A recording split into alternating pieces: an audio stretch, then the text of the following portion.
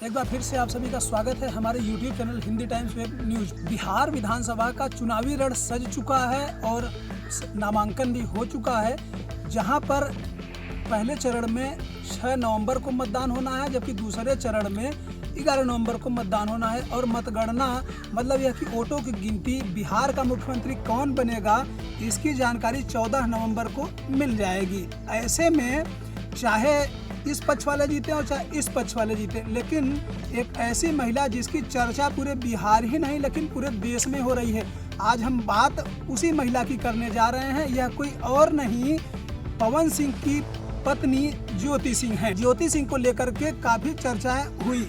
एक तरफ यह खबर आ रही थी पवन सिंह की पत्नी ज्योति सिंह प्रशांत किशोर की पार्टी जन सुराज के साथ चुनावी मैदान में उतर सकती हैं, और इसको लेकर के उन्होंने प्रशांत किशोर से मुलाकात भी की थी। लेकिन जब पत्रकारों ने पूछा ज्योति सिंह से, तब ज्योति सिंह ने कहा कि यह एक औपचारिक मुलाकात है। ऐसे आपको बताते चलें कि बिहार के काराकाट विधानसभा से निर्दलीय ही चुनावी मैदान में उतर चुकी हैं पवन सिंह की पत्नी ज्योति सिंह। ऐसे पवन सिंह और ज्योति सिंह का काफी दिनों से विवाद चल रहा था। ऐसे में यह संभावना जताई जा रही थी कि बिहार विधानसभा चुनाव में पवन सिंह चुनावी मैदान में उतर सकते हैं। आपको यह भी बताएंगे कि पवन सिंह क्यों विधानसभा का चुनाव नहीं लड़ रहे हैं, जबकि भारतीय जनता पार्टी की तरफ से 40 लोगों की जो नाम की घोषणा की गई है कि कौन कौन स्टार प्रचारक होगा बिहार विधानसभा चुनाव के लिए, जिसमें से पवन सिंह का नाम भी शामिल है। ऐसे में न तो पवन सिंह भारतीय जनता पार्टी के सदस्य हैं, लेकिन स्टार प्रचारकों की लिस्ट में पवन सिंह का नाम जरूर शामिल है।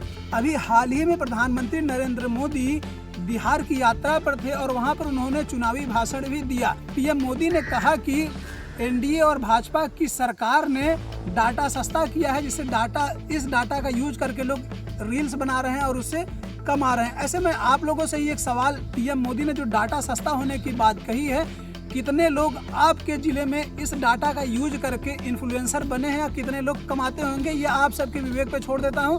आप लोग कमेंट करके बताइए, हम बात को अपने आगे ले चलते हैं। बात हो रही थी पवन सिंह और ज्योति सिंह की। जब ज्योति सिंह को किसी भी पार्टी ने टिकट नहीं दिया तो वह काराकाट विधानसभा से निर्दलीय ही चुनावी मैदान में उतर गई। हालांकि हश्र जो भी हो, हार हो चाहे जीत हो, लेकिन उस महिला को दाद देनी पड़ेगी, उस महिला की हिम्मत की दाद जरूर देनी पड़ेगी।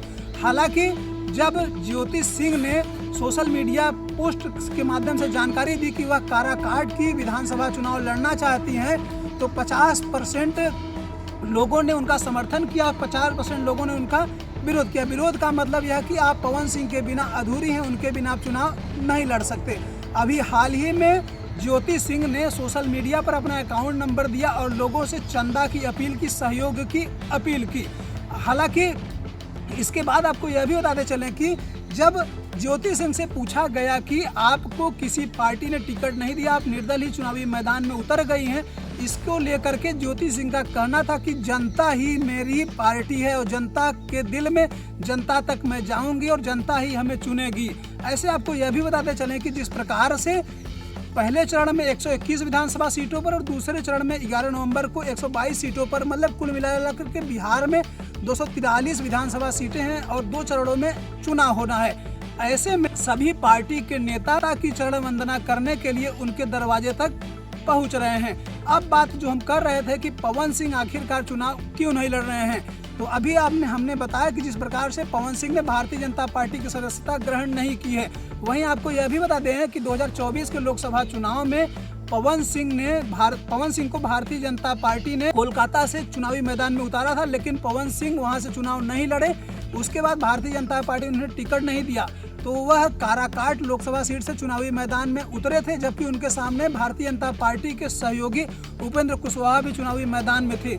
अब हाल ये हुआ 2024 के लोकसभा चुनाव में कि न तो उपेंद्र कुशवाहा जीते और न तो पवन सिंह जीते, और केवल पवन सिंह की पब्लिसिटी खूब रही, लेकिन वह चुनाव जीतने में नाकामयाब रहे। ऐसे में चुनाव की घोषणा होने से कुछ दिन पहले ही पवन सिंह ने अपने उनके प्रतिद्वंदी प्रत्याशी रहे उपेंद्र कुशवाहा से मुलाकात भी की थी, जिसके बाद यह संभावना जताई जा रही थी कि उपेंद्र कुशवाहा के साथ हो सकता हो वह चुनावी मैदान में उतर सकते हैं। लेकिन पवन सिंह चुनावी मैदान में नहीं उतरे और उन्होंने कह दिया कि हम भारतीय जनता पार्टी के लिए प्रचार करेंगे। अब सबसे बड़ी बात यह है कि उन्होंने कह दिया है, मतलब यह कि पवन सिंह की तरफ से यह रिपोर्ट आई है कि पवन सिंह सांसद बनना चाहते हैं, न कि विधायक बनना चाहते हैं। इसलिए पवन सिंह ने विधानसभा चुनाव की दावेदारी नहीं की और वह विधानसभा चुनाव नहीं लड़ रहे हैं। अब सबसे बड़ी बात यह है कि क्या ज्योति सिंह के खिलाफ पवन सिंह काराकाट में प्रचार करने जाएंगे या नहीं जाएंगे। वहीं एक तरफ जहां एक महिला अकेले चुनावी मैदान में उतरी हुई है, आरजेडी से भी लड़ेंगी, के खिलाफ भी लड़ेंगी, प्रशांत किशोर की जनसुराज के खिलाफ भी चुनाव लड़ रही हैं, बीजेपी के खिलाफ चुनाव लड़ रही हैं। अब ऐसे में जहां एक महिला अकेले चुनावी मैदान में उतरी हुई है, वहां उसके खिलाफ सारी पार्टियां प्रचार करेंगी। अब देखना ये होता है कि क्या पवन सिंह प्रचार करते हैं या नहीं करते, या भारतीय जनता पार्टी के वर्तमान में सांसद रवि किशन, भोजपुरी इंडस्ट्री के कई कलाकार हैं जो भाजपा के साथ है, क्या वह लोग भी उनके खिलाफ प्रचार करेंगे या नहीं करेंगे, यह तो आने वाला समय ही बताएगा। ऐसे आप सभी लोग को क्या लगता है कि क्या पवन सिंह की जो पत्नी है ज्योति सिंह का चुनावी मैदान में उतरना सही है या गलत है, या ज्योति सिंह का चुनावी मैदान में क्या असर हो सकता है, क्या यह मैदान मार सकती हैं या नहीं मार सकती हैं। ऐसे आप सभी लोग क्या सोचते हैं, अपनी राय जरूर दीजिएगा। तब तक हमें विदा दीजिए, अगली वीडियो में फिर मिलता हूँ। नमस्कार।